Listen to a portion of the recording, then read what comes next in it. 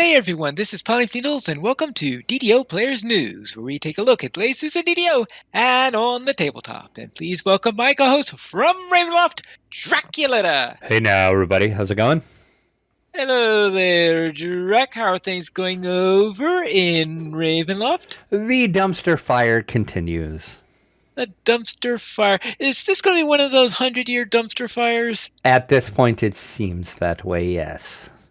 Oh, then let's get out of the fire and maybe we'll get ourselves back into the frying pan instead and look at the Update 54 release notes where I'm sure absolutely nothing went wrong.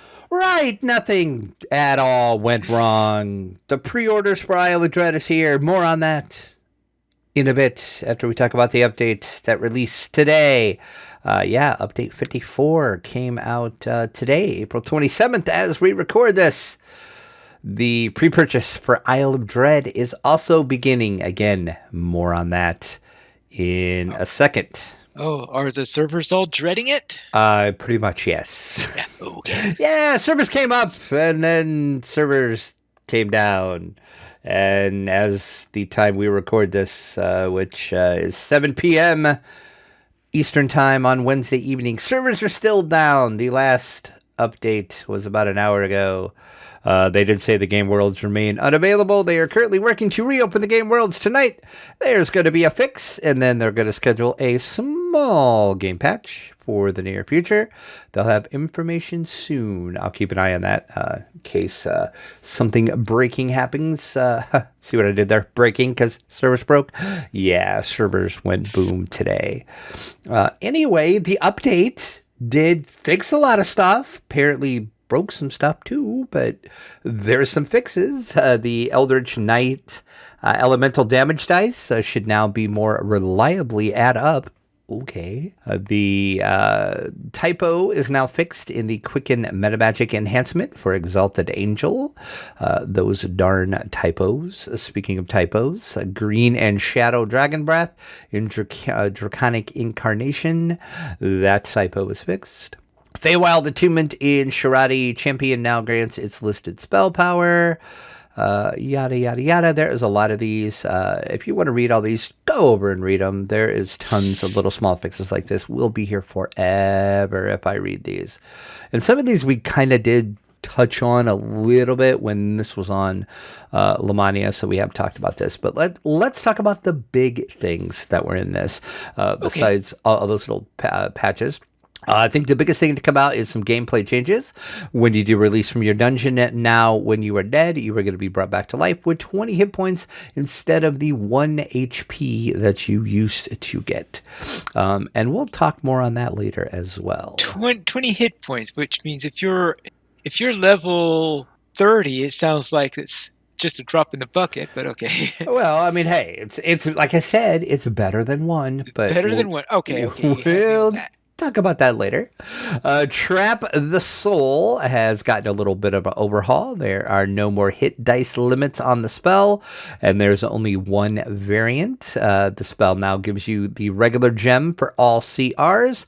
Kenneth crafting recipes just use the one regular gem as well.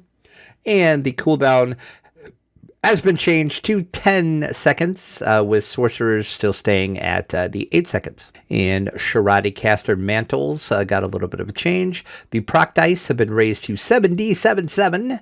So 7D77.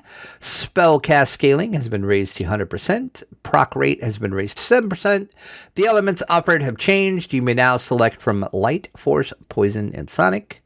The following Destiny Mantles now deal 1d6 plus 6 damage per caster levels when they proc. That is Magus of the Eclipse, Fate Singer, Primal Avatar, and Exalted Angel. I might roll a Sharadi caster now. I used to have one a long time ago, and then I deleted the character, and I might have to roll another one. The biggest thing to come out of Update 54 is, of course, the Tabaxi and the Tabaxi Iconic. The Tabaxis are here, folks. Cats everywhere. The cats are... Well, as soon as the servers come back up... Well, yes. That is true. That is true. Once the servers come back up, there's going to be cats everywhere. The Tabaxi Race and the Tabaxi Trailblazer, which is the iconic, have been added into the game. The Tabaxi Base Race is free to VIPs. It's also included in your pre-purchase of Isle of Dread and will be available for DDO points in the DDO store in the near future. So the only way to get it is if you pre-purchase Isle of Dread. Keep that in mind. Tabaxi are a base race that starts in Eberron. They resemble great cats like jungle cats.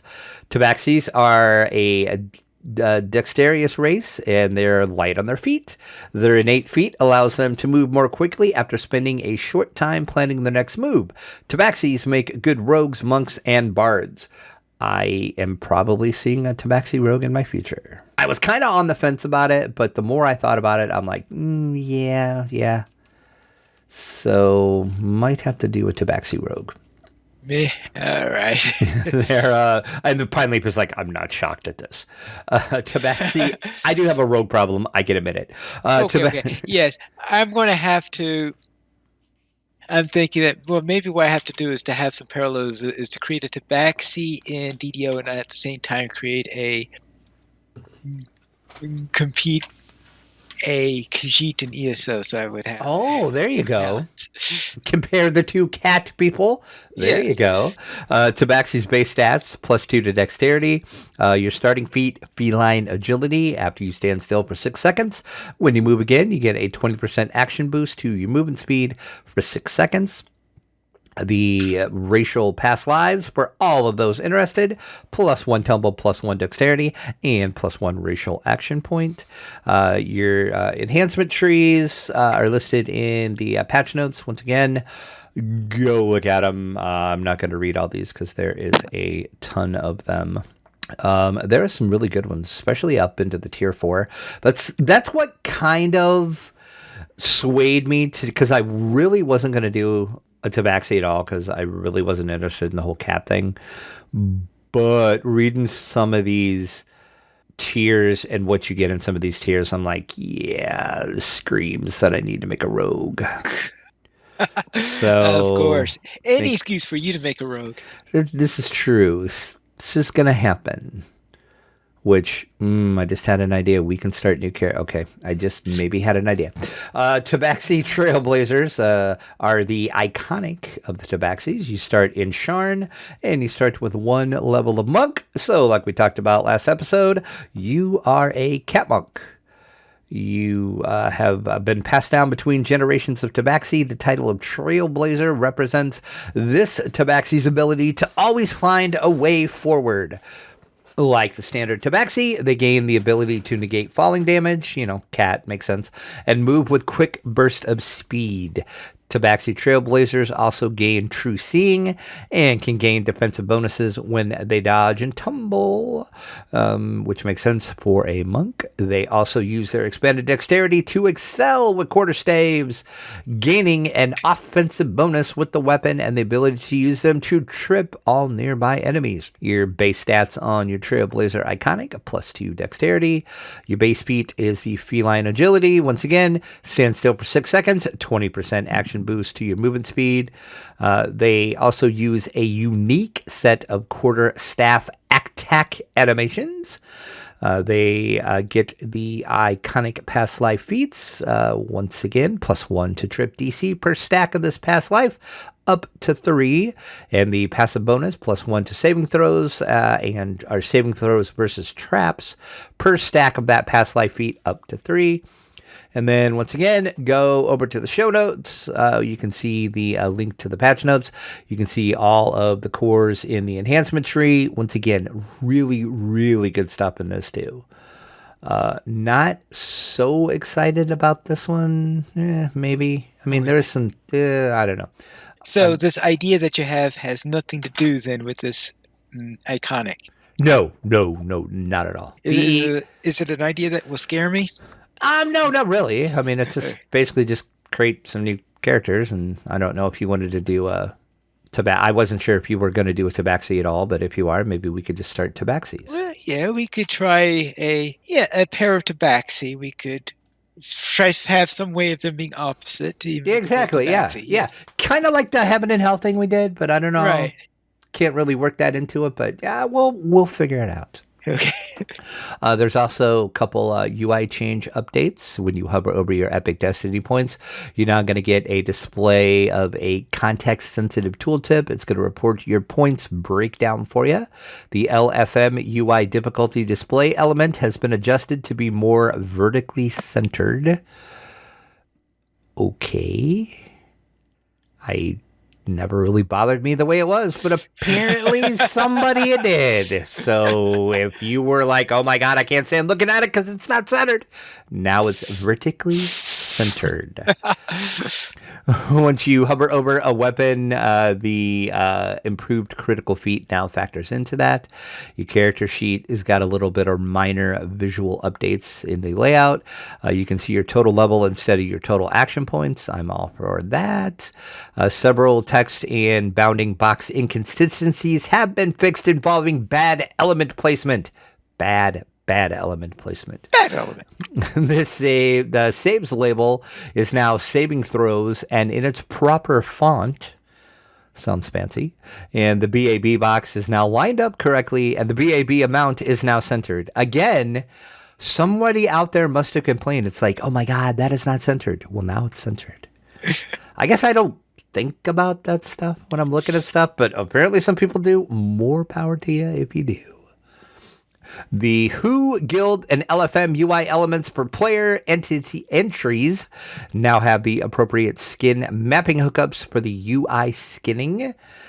And there's a new gameplay option. Force heals to self when targeting undead. Default is false. Well, while this is true, when you have an enemy undead targeted, any positive healing actions that you cast on you instead of the undead. So we talked about that last week as well. That was on the Mania. That's kind of cool. So you just turn that to true, and then when you do something positive to the undead, it goes back to you instead of the undead. So nice. There is some known issues, though.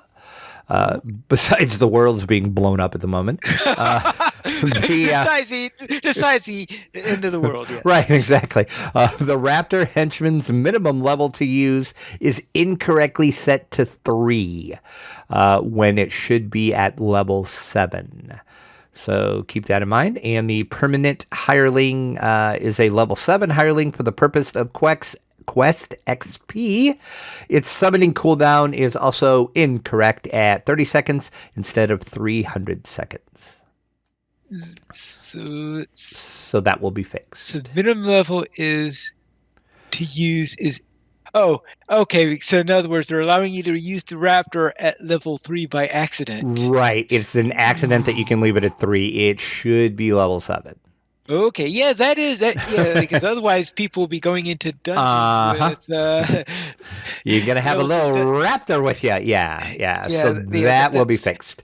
Yeah, I'm assuming that will be fixed when they release the hotfix to fix whatever broke today. That's a lot of fixing that's about to happen. Likely, yes. I would assume this would be addressed in that, since they have to do a little patch anyway. Unless whatever's broke with the world, they just want to patch it and then see if that fixes the problem and then work on this other stuff. But stay tuned for all of that. So there you go. That is update 54. It figures that the henchman would be a raptor. Yeah, I mean, it makes total sense, right? Yeah, absolutely makes sense. And when did Isle of Dread originally come out? I'm sure you have that on the top. 1981.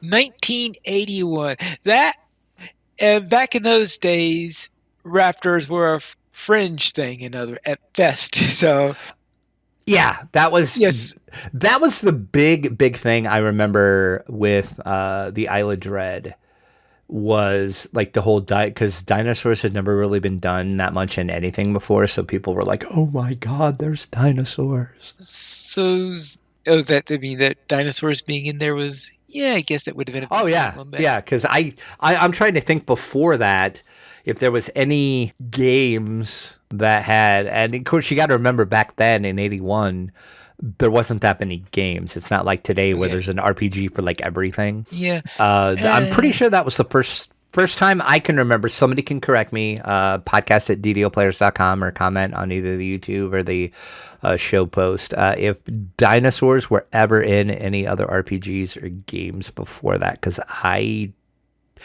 personally don't remember playing anything with dinosaurs until the first time I played Isle of Dread. yeah, trying to think. I'm sure there had to be something in there, but probably on the fringe or something like that. Maybe, yeah. I'll have Well, to. let's see. It's like the first time that dinosaurs appeared in the Monster Manual, for example, is something to think of because I think that actually in the 80s that would have been around the time Advanced D&D would have been coming out, Correct. I guess. Yeah. So right, and the first one I remember seeing it was probably in an Advanced D. Yeah, so it was probably been around the time of Isle of Dread, in which that would have come out in Yeah. any case. So And it was yeah, module code X1 for those of you that X1. are interested in that sort of thing. So I guess then that there are ubiquitous ones because obviously the big baddies would have been things like T-Rexes and stuff like that. But I guess their ubiquitous dinosaurs then would have been things like Compies and Dromaeosaurs. Yes. Right. But now, of course, raptors are Yeah, I mean, probably replacing them for today. Yes. thanks Jurassic Park. Yeah. Jurassic Park really brought up the raptors. Yes. Yeah, it did. Yes. So then that means that next we have what is it for pre-purchasing it? What do you need to do? How many arms and legs do you need to Well, give up? nobody's going to be shocked. It's the exact same pricing as the expansions beforehand. So yeah, you can go to ddo.com/expansions. That'll take you right to the page where you too can buy the Isle of Dread. The comes in 3 flavors. You have the Ultimate Fan Bundle, the Collector's Edition, and the Standard Edition. And the Ultimate Standard. Fan Bundle is recommended. Exactly. It's the recommended bundle because it's $129.99. Love you standing still, but yeah, recommended $129.99. Collector's edition $79.99, and then the standard edition is $39.99. So same pricing as the couple expansions beforehand. So no shock. I think everybody assumed that was going to be the pricing. Standard edition is going to get you Isle of Dread itself. I mean, duh. And the Tabaxi character race. If you want to plunk down a little bit more for the collector's edition, the Isle of Dread content, again, duh. The Tabaxi character race, you get a character slot. You get the Dread Dinosaur Hunter cosmetic outfit. Oh, that sounds nice. Yeah, it kind of does. And then you get the claw foot mount and a heroic McRib of DDO, also known as the heroic Autobox. Oh, hold on. We get an Autos box with the collector's edition? Yes, you do. Which that kind of surprised me. I was like, wow, they're giving you an Autos box. Ooh, maybe they're trying to hook people onto Autos boxes so that people will actually buy it. Exactly. Maybe. I don't know. A lot of people buy those on their back. Again, the McRib of DDO. If you are a fan of the show, you know what I'm talking about. And then if you want the Ultimate Edition, the Ultimate Fan Bundle, as it's called, Isle of Dread content, Tabaxi character race, I just combined Tabaxi and character together to make a new word. Look at that. Tabaxi character race, a character slot. English I can speak. The Dread Dinosaur Hunter cosmetic outfit. You get the claw foot mount. You get a Dread Pirate cosmetics. The Swift Raptor mount. The heroic and an improved epic Autos box. Again, I'm combining words. I'm looking at the words and then I'm combining them into a whole new word. What is going on? Might be the drink I'm drinking, but we won't talk about that. The iconic hero Trailblazer and a Destiny tome and more bonus items. More bonus.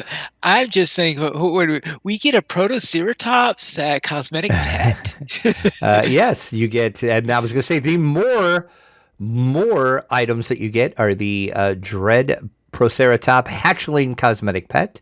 You get the Swift Raptor mount in the Dread Pirates version. You get a Teal Raptor hireling that is epic. And then the improved Epic Autos boxes, which we talked about, a Destiny Tome +1 for Isle of Dread, and an instant teleport to the Isle of Dread. So the only way to get the instant teleport item is to get the Ultimate Fan Bundle. All right, now here's going to be my question. Okay.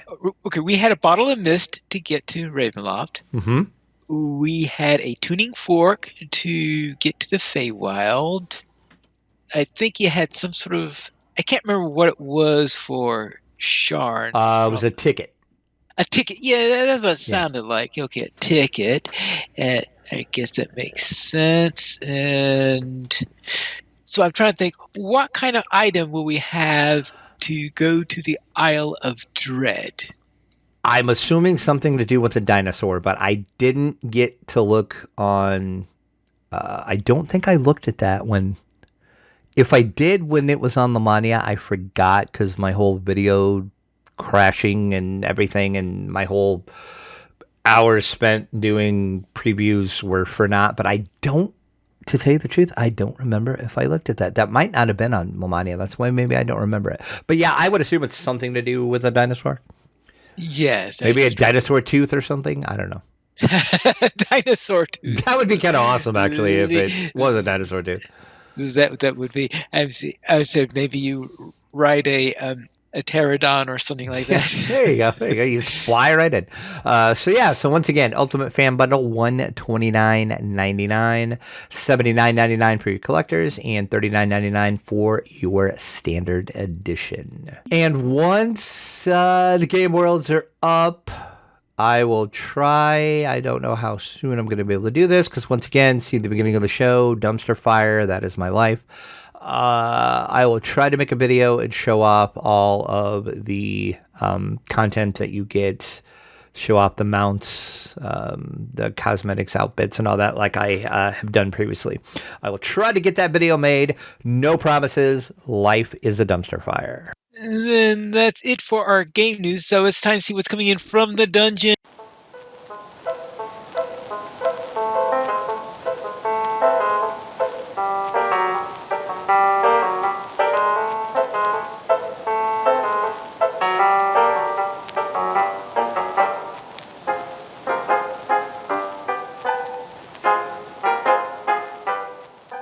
And it seems like things are very, very busy over at our parent game, where, first off, they have announced something that I think there was a lot of speculation that it was coming. It's like Spelljammer. Yeah, like what everybody knew was coming, but they kept dropping hints and I'm like, just say it. Yes, Spelljammer's coming. It is confirmed. It's for real. Okay, everybody shut up about it now. Good God. Yeah, Spelljammer's coming, folks. This August, you'll be able to play Spelljammer 5e. Thank you. Yeah, I was never that huge into Spelljammer, so I wasn't that excited about all this, but as we've talked about on the show many times, there was a lot of people excited about the hints that WotC was dropping that, yeah, Spelljammer is coming. August 16th, 2022 is going to be the date. It is entitled Dungeons & Dragons Spelljammer Adventures in Space. It's going to be a new box set that is coming out. It's a campaign setting. In a slipcase, you get 3 books, a DM screen, a double-sided poster map. The 3 books you're going to get are the Astral Adventures Guide, Boo's Astral Menagerie, and Light Asirius. I don't know how you pronounce that. I forgot how they pronounced it when they were talking about it. Xerxes? Yeah, I don't know. Like I said, I was never that big into Spelljammer. I know. The Astral Adventures Guide contains 6 new playable races for players. Astral Elves, Auto Gnomes. That sounds just scary, horrendous. The Hodies, the GIF or GIF, depends how you want to pronounce it. I've heard it pronounced both ways. Plasmomoids and the Thrycreen. The book also contains your DM guide to the wild space and has everything you need to run a game in Spelljammer. Boo's Astral Menagerie is your bestiary for Spelljammer. It's going to offer new monster types, including space clowns. What? That's horrific in itself. Vampirates. So yes, not just pirates, they're vampirates. Vampirates. Murder comets. Okay. Yes, murder comets. And solar and lunar dragons. Can we talk about murder comets for a second? Yeah. The solar and lunar dragons sounds almost prosaic compared to everything else you said. Yeah, murder comets. So it's not just your everyday comet. This one's going to kill you. Like, a regular comet can technically kill you if it hits you. But no, This one's out to murder you. That's its whole purpose as a murder comet.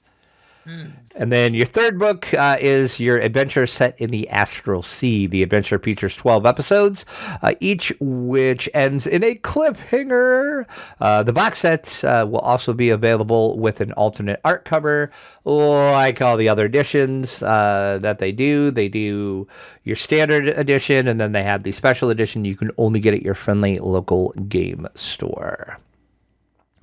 Spelljammer first introduced in 1989.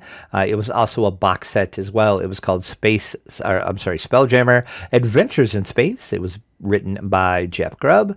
Originally, of course, published back in the TSR days. WotC also announced during this that they will offer up a preview adventure called Spelljammer Academy. That should come out early July, mid-July. They weren't too sure on a date for that, but somewhere around 1st of July or so. The preview adventure is going to be available in PDF form for all players that has a Wizards Online account. You can just go over and get one for free if you don't have one, and then when it releases, you can go on to D&D's website and download that PDF. Books up for pre-order now. Talk to your friendly local game store, or head over to all of the usual places, Amazon, any of the game stores online. It's pretty much everywhere for pre-order. But yes, Spelljammer on the way, August 16th. And on top of that, there was another world that people were speculating was coming back that I know some people say could never come back, and some people say is coming back and all that stuff. Well, that's finally been answered because it looks like we can return to Kryn. Yeah, hold on one second. Give me a second. I need to get some salt and pepper. Hold on.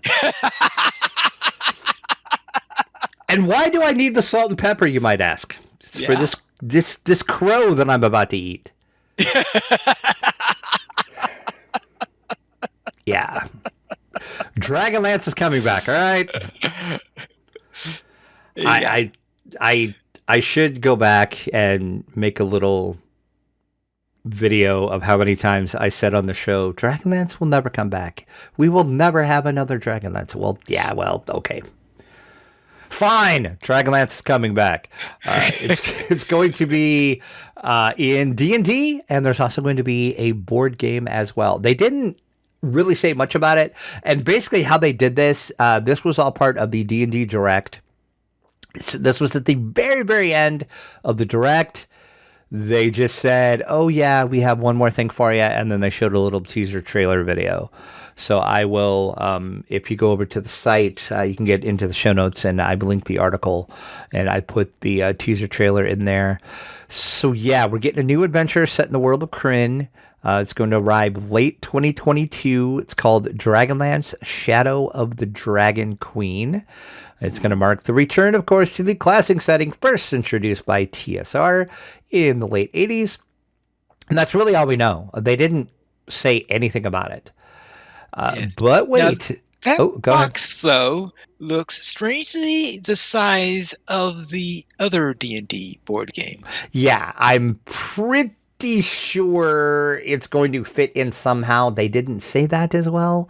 But yeah, there is going to be a new board game. They're calling it a battle game.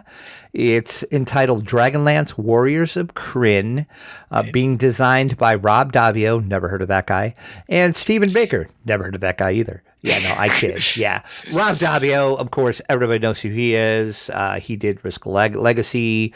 He's the brains and the main guy behind Restoration Games. We've interviewed him at Gen Con several times. You can go back and see all of our videos where we talked to him.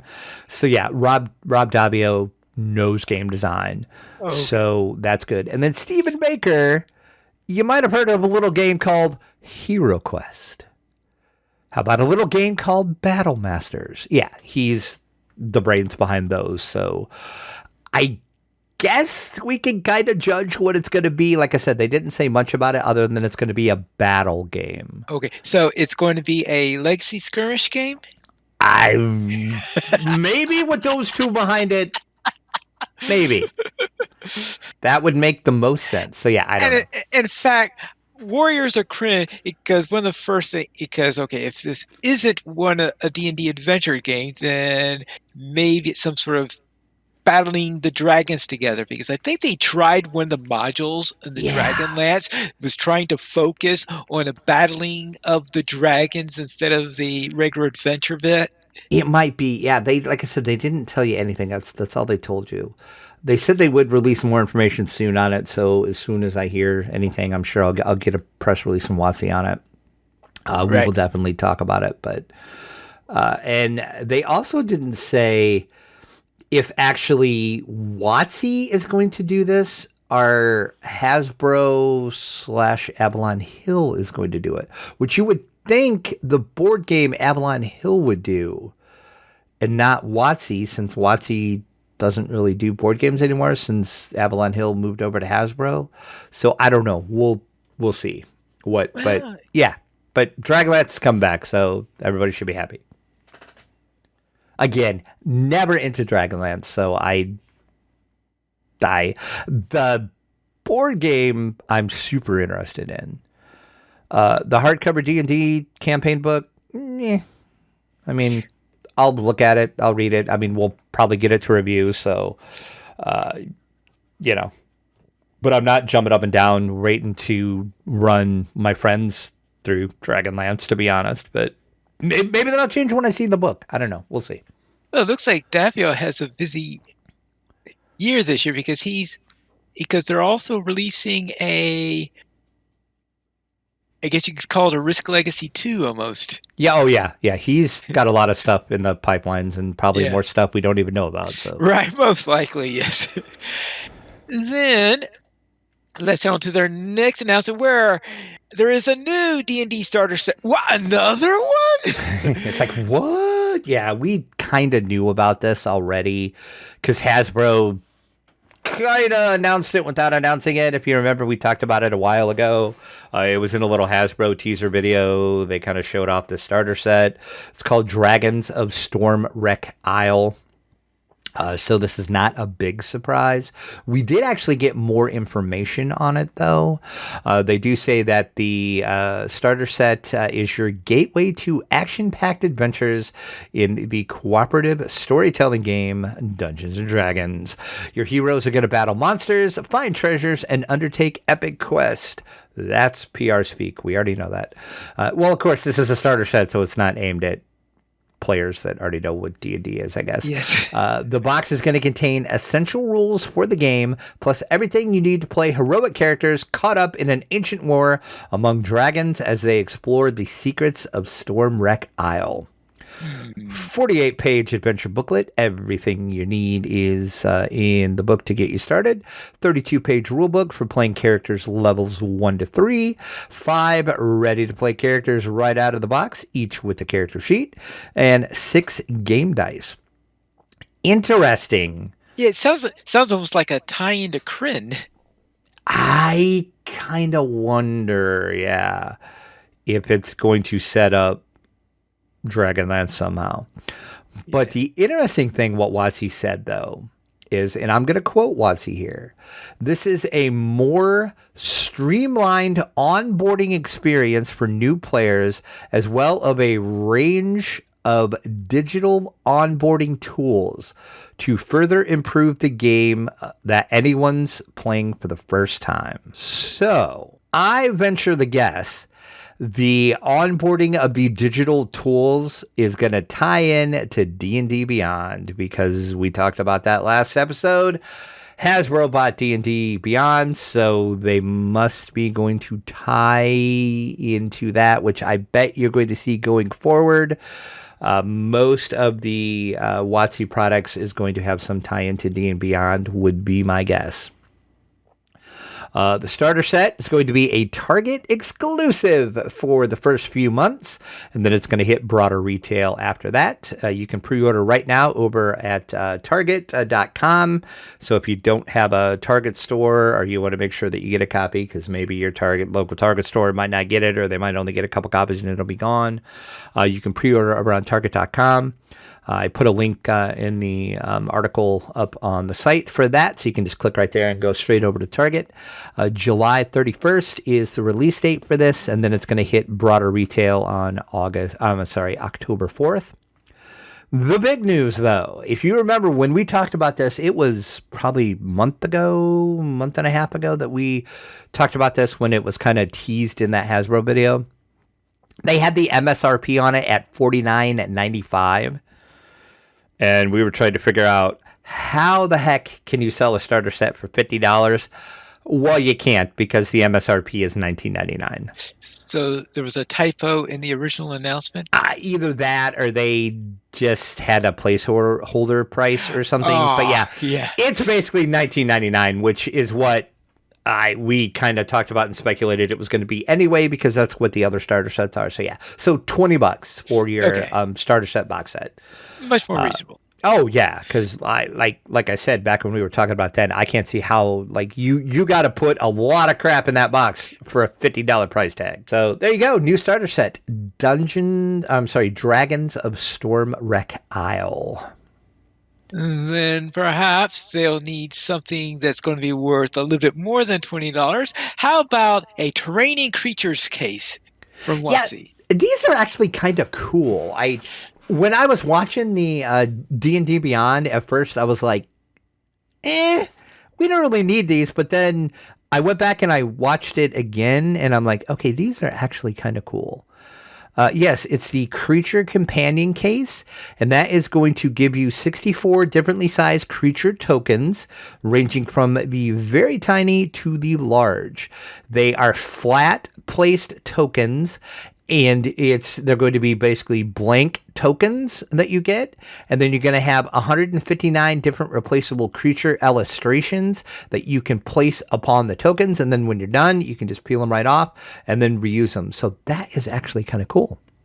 Okay, so also reusable stickers. Yeah, they're reusable stickers, and and the tokens in the video, they sort of kind of remind me of like poker chips almost, in a way, that's so you can kind of picture that if you are kind of getting a picture of what they look like. And then I have a picture over on the article. Yeah, a bit flatter than poker chips. Yeah, because poker chips tend to have raised edges, and you wouldn't do that on these. Yeah, these are completely flat, and then like I said, you have some real small ones, then you have some like medium-sized ones, and then you have some big ones, and that just depends on whatever creature that you want to use. But they're reusable stickers. Also included is going to be a series of numbers and stars to help you keep track of boss creatures and who should be taking what damage the creature is laying out. And once again, the best part of these, once you're done, you just peel them right off, put them back on the sheet where they came from, and you're good to go for the next time. Also, this comes in a little nice carrying case that has a little handle. It folds and it opens. It's got some nice artwork on the outside, artwork on the inside. Once again, said it has a handle on it. So this is all contained little unit. You can take this to the table with you easily. Along with the creature case, they are also going to reach a terrain companion case, which is going to give you a set of jigsaw-like double-sided terrain pieces. You flip them over to experience grasslands, flip them over again. Hey, look, you're in a dungeon. And just like the creature companion case, the terrain box is also going to come with reusable terrain stickers to help you illustrate what's going on during combat.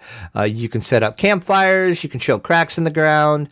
You can place furniture all around the room for your party to interact with. Whatever you want to do, you can do with these tiles. And then once again, these also are in a nice little case that folds up with a built-in handle.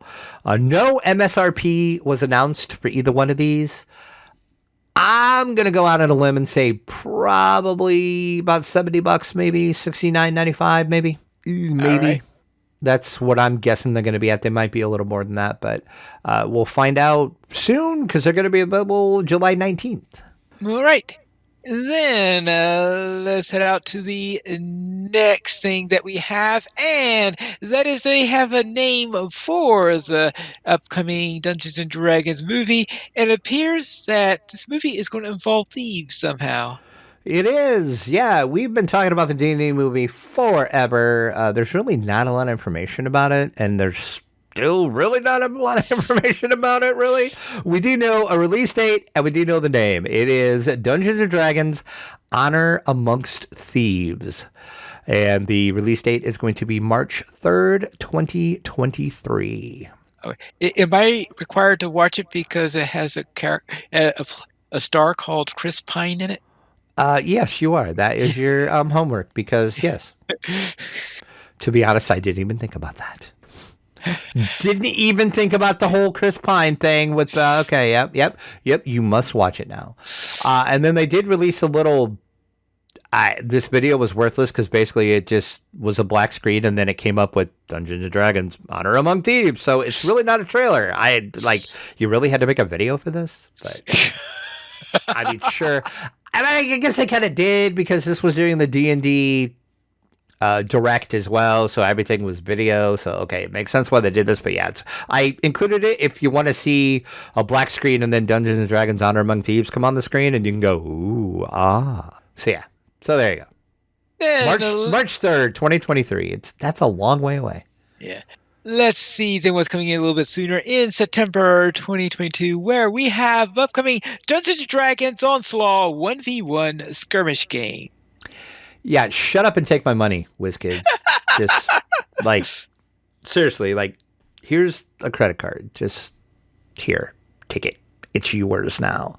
Yeah, D&D Onslaught is a competitive skirmish game in which players are going to control an adventuring party from one of the powerful factions of the Forgotten Realms. Parties are going to delve into dungeons, battle rival adventurers, and confront fearsome monsters in a quest for treasure and, of course, the glory.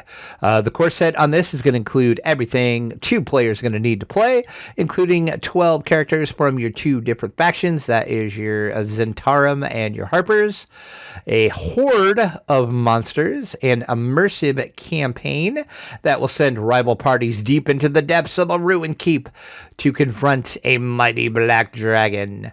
This is going to have 21 fully painted miniatures, and oh my god, these miniatures look freaking amazing. 1 double-sided game board, 4 20-sided dice, 16 dial cards, 26 standard cards, 44 mini cards, 71 tokens, 14 terrain elements, of course, your important rulebook, your scenario guide, and 4 plastic standees. Now comes my question Yes. Is the Dragonlance game going to be a Kryn version of this? Yeah, I doubt it, but I don't know. Okay. I don't know. You think it's going to be something completely different? Yeah, I think the Dragonlance game, they're going to go more for the... See, I hate to say this because this is going to sound really bad the way I'm going to say this, but screw it. I'm going to say it anyway. I think the Dragonlance game is going to be geared towards more for the casual game player. Right. This is more for your hardcore gamer that's into minis, that's into skirmish games, that's into war games. Okay. This has an MSRP of $139.99, which is not horrible for what you're getting and for these minis. The If these minis actually look anything like the pictures that they showed, oh my god, these minis look amazing, and I can think of so many other uses for these minis other than just this game. But yeah, I am super excited for this game. This is coming from WizKids, so it should be pretty good. WizKids knows what they're doing with games, especially miniatures games as this. So yeah, Dungeons and Dragons Onslaught 1v1 skirmish game. Now, I'm just trying to think of, within the history of Dungeons and Dragons, Mm-hmm. how many different skirmishes games have there been done over the years? Quite a few. And I'm trying to think whether or not to count the original chainmail as one of them or not. I mean, you could count chainmail as one because technically that's what it was. So yeah, there's been quite a few. I'm just trying to think off the top of my head exactly how many. Oh god, I can think of 3 right off the top of my head, and I'm sure there's more than that. So yeah. So a few of them. Yeah, there. Like I said, it's been at least 3 of them. And then there was a whole. It really wasn't a skirmish game per se, but there was a whole like miniatures game that was out for a long time. That was like really, really popular. That went through 2 editions, yeah. Yeah, exactly. And then they had the what was it called? Just AD&D battle system or something like that. That was a whole skirmish game as well. That was super popular for a long time. And that's like stupid expensive to buy now. If you want to get that now, it's like really expensive. And in fact, the models on the minis that were used for the D&D miniatures game, a lot of them look very, very familiar in the adventure game series. Yeah. Oh, exactly. Yeah. Yeah. So, yeah, I am super, super excited about this game. Right. Then let's head into our week in gaming.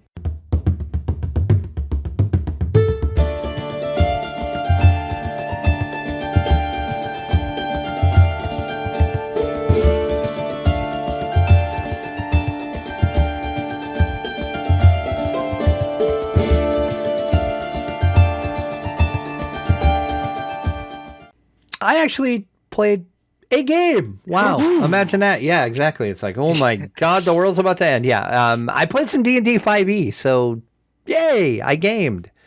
Yay. We had a pretty fun game. It was a different game actually because there was no combat this week at all. It was more towards heavy role playing and character development, and we kind of moved some story pieces along and stuff. So yeah, it was super interesting, and I can't wait to see where things go now because we kind of have some like I said, some plot points opened up, so we know what we're doing now. There's another mystery that kind of opened up as well, so now we got to figure that out along with the stuff that we need to do. So yeah, so super exciting for that. So can't wait to jump in and play some more of that game again. And that's it. That's really all the gaming I did. Because once again, life equals dumpster fire.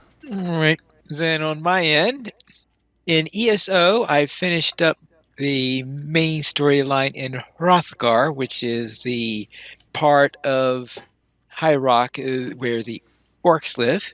And then in Tabletop, I was playing, I guess you could say, I sort of a print and play version of a upcoming game called For Northwood. This is probably best described as a single player trick taking game. So this looks like something, and I backed wasn't Kickstarter, it was GameFound. So I backed the campaign so I could have that in my collection when that gets released. Oh, okay. And I've played another scenario of Jaws of the Lion. So I'm trying to work on what we call my H index. In other words, I'm trying to have 25 games by the end of the year that I have played 25 or more times. So Oh yeah, we have talked about that. Right. So therefore, I'm trying to get Jaws of the Lion up to there. Right now, I've got 23 plays of that. I'm in the middle of play number 24. Then one more after that, I can get that up to 25. So I'm working on that matter. So right now, I'm in the first of the, I guess what you call in Jaws of the Lion, where you have those first 5 games where they're sort of almost tutorial-ish in how they go. Mm-hmm. And then after that, you get into the campaign in earnest. So right now I'm doing the first of the games that's in the campaign in earnest in there after the 5 tutorial ones. And that concludes my week in gaming.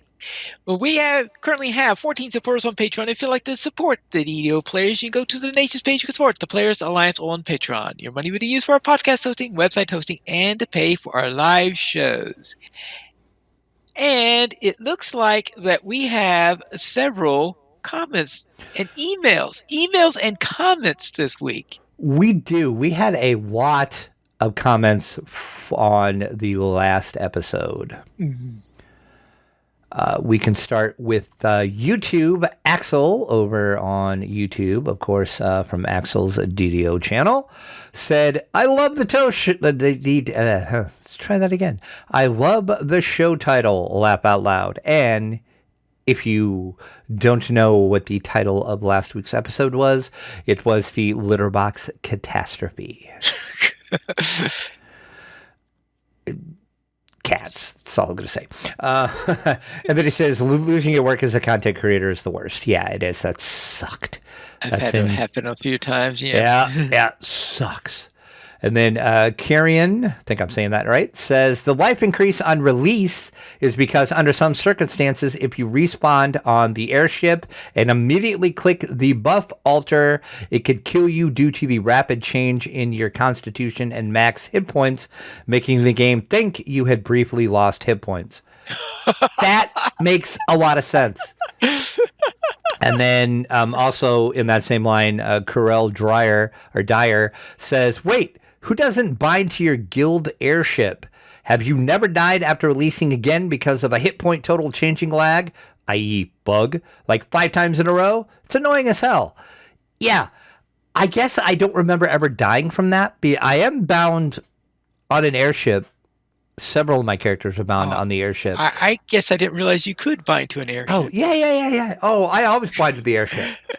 And then, yeah, you can just hit the buff bar right away to get all your ship buffs again. But maybe I have died and maybe never thought about it. But yeah, so there you go. So now we know. I think I know one of the other reasons why your character seems to always be better than... Yeah, I use ship buffs, my friend. I have forgotten about the ship buffs. Go to the ship, click the buff bar, get the buffs. Yeah, I always have ship buffs. I guess I didn't realize you weren't using ship buffs. Oh, yeah, I keep on forgetting about them. Holy crap. Okay, yeah. Go to the buff or the ship and get the buffs. Okay, I just have to make sure that I'm playing on a character that's in the... There you go. That's right. There you go. Good grief. All right. We also had emails as well. Patrick, one of them is actually directed to you. It'll be the next one. Patrick does say, pretty sure this change is so when you push the airship buff button, you don't die when the buffs drop off to be reapplied. So yeah, I never thought about it because I guess maybe I never hit the buff bar after I died, and I always went back because I always forgot, maybe, because I don't remember dying at some, but that's why we're going from 1 hit point to 20 hit points. Okay. So there you go. And then Fear Spread directed this email towards you. What? Okay. I have tried to avoid hitting Pine Leap with pumpkins and skulls. But then this revelation of him not knowing what the gold box games Steam are for. I need a complete list of his character names so he may wear the pumpkin of shame. So you're going to get pumpkined of shamed, Pine Leaf, Be Oh, prepared. wonderful. Be prepared. Simply wonderful. The shame that you brought upon this podcast when you did not know the Gold Box series of games. Shame, shame, shame. Oh, good grief. If you would like to send threatening letters to me, you can send it to podcast at ddoplayers.com. You can also follow us at Twitter, the Players Alliance at Players Ally, DDO Players at DDO Players, Dracula at Dracula_72, and Piney Fat Piney Needles. The Players Alliance has two shows on Saturdays at 8:30 p.m. U.S. Eastern Time. We have Locha Players News, and we record DDO Players News when Drac is available, which I think for once we actually have done it on the We actually did. We actually recorded on a Wednesday at 7 p.m. Mark this down because it's probably not going to happen again for a while because dumpster fire. Yes.